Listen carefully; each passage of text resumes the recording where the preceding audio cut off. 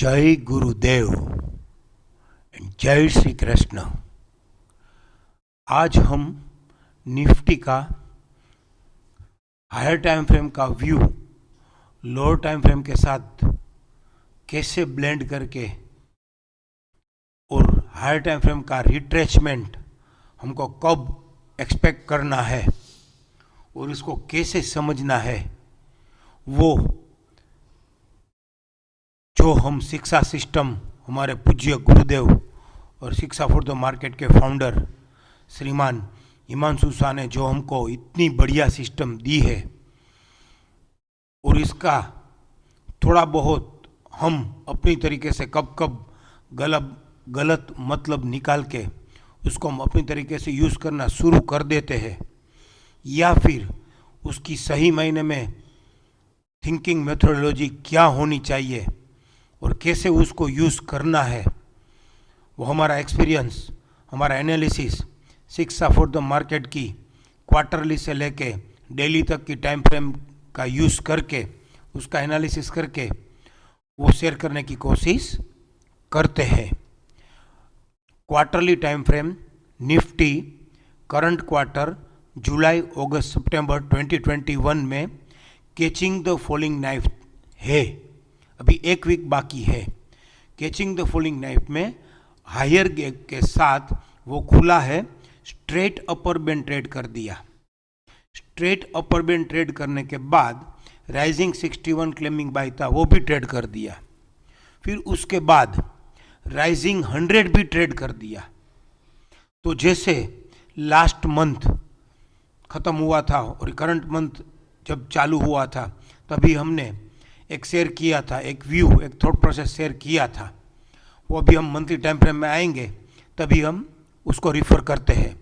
अभी quarterly time frame में catching the falling knife और विथ हायर गैप में राइजिंग 100 ट्रेड कर देना, मतलब market approx to subject to बहुत बुलिश है, या फिर ये 14,297 जो इसका WDP है क्वार्टरली का, वो अभी स्ट्रॉन्ग सपोर्ट हो गया, ऐसा तो हम श्योर कह सकते हैं।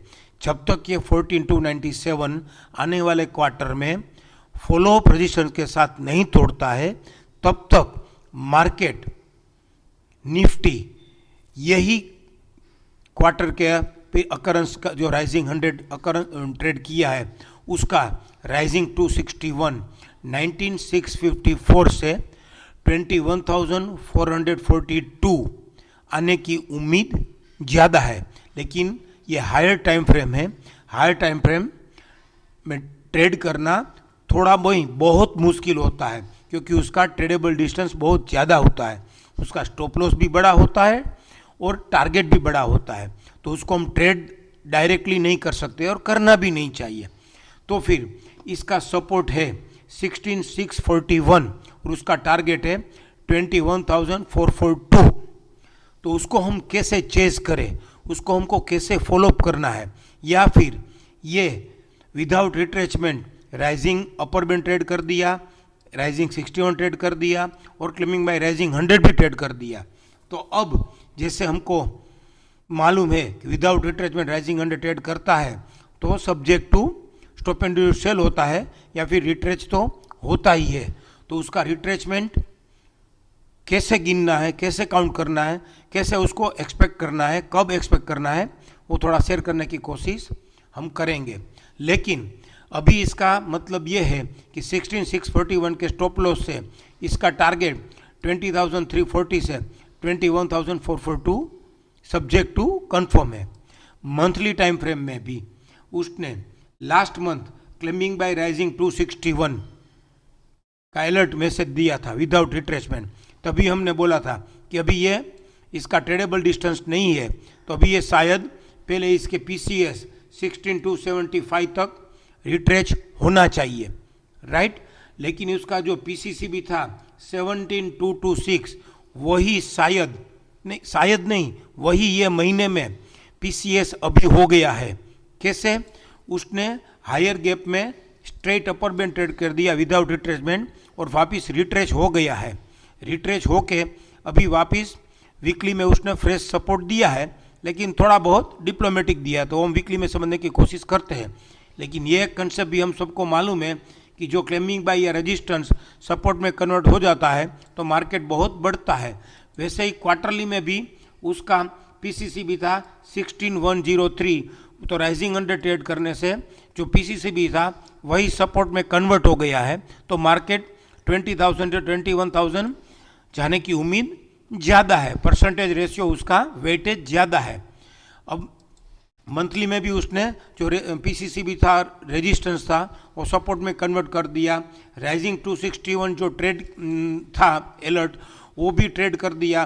तो उसका TVLS हम सबको मालूम है कि जो राइजिंग 261 का अलर्ट होता है वो ट्रेड कर देता है, तो एटलीस्ट वो उसका राइजिंग 261 जो भी है उसका TVLS 16755, यहाँ पे 16755 वो आने की उम्मीद पहले ज़्यादा है। तो वो आएगा कि नहीं, कैसे आएगा, वो हम वीकली में समझने की कोशिश करते हैं। जो क्वार्टरली का भी सपोर्ट अभी 16646 समथिंग है, 16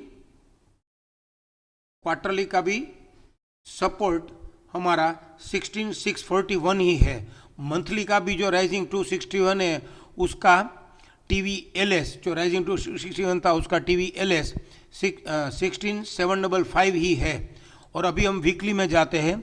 वीकली में उसने last to last week stop and use to buy गजनी ट्रेड और उसका क्लेम्बिंग बाय राइजिंग 261 से स्टॉप एंड सेल होके PCR से बंद हुआ था, तो 17971 था।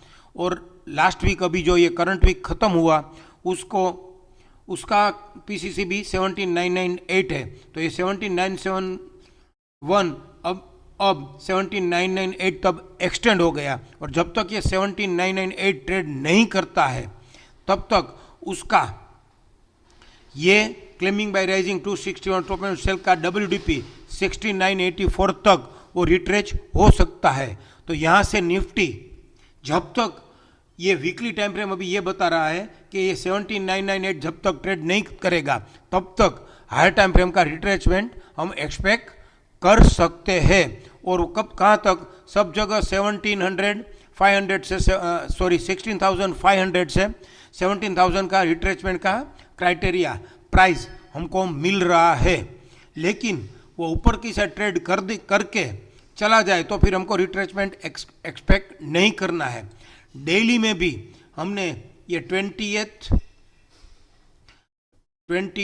सितंबर वाला जो 20 सितंबर वाला जो प्लान था, जो उसका JWD पेंडिंग था, उसका PCCB या उसका अपर बैंड 17,780 या फिर उसका राइजिंग 100 17,867 जो 17 सितंबर का स्टॉप एंड सेल का रेजिस्टेंस 17,817 है, वो 17,900 आ गया, फिर भी उसने ट्रेड नहीं किया है। 23rd को 17,780 ही खुद ट्रेड नहीं किया है, 17,826 यहाँ पे 17,780 राइजिंग 261 एब्सोल्यूट प्राइस के ऊपर आ रहा था, तो वो 17,780 राइजिंग 261 17,999 जो उसने राइजिंग 261 ट्रेड तो कर दिया, लेकिन राइजिंग 423.6% 17,999 तक वो अभी एक्सटेंड हो गया। तो जब तक ये 17,999 ट्रेड नहीं करता है और फिर 24 सितंबर को बोले तो कल ये 18,040 तक एक्सटेंड हो गया, तो 18,014 का WDP है 17,557 और राइजिंग क्लेमिंग बाय राइजिंग 261 का WDP है 17,442 और ये अबोटेड बॉटम है 17,326। तो ये जब तक ये स्टॉप एंड यूज सेल अगर शायद 16,000 या 16,500 या 17,000 तक उसको रिट्रेच होना है, तो शायद ये डेली टाइम फ्रेम में जब तक ये 18,040 stop and sell higher side trade नहीं करता है और इसका WDP लोअर साइड तोड़ देता है और ये अबोटेड बॉटम ग्रीन बॉटम 17,326 भी शायद अगर तोड़ता है, तो ये 17,000 से 16,500 तक रिट्रेच होने की उम्मीद है। Thank you. जय श्री कृष्ण, जय गुरुदेव।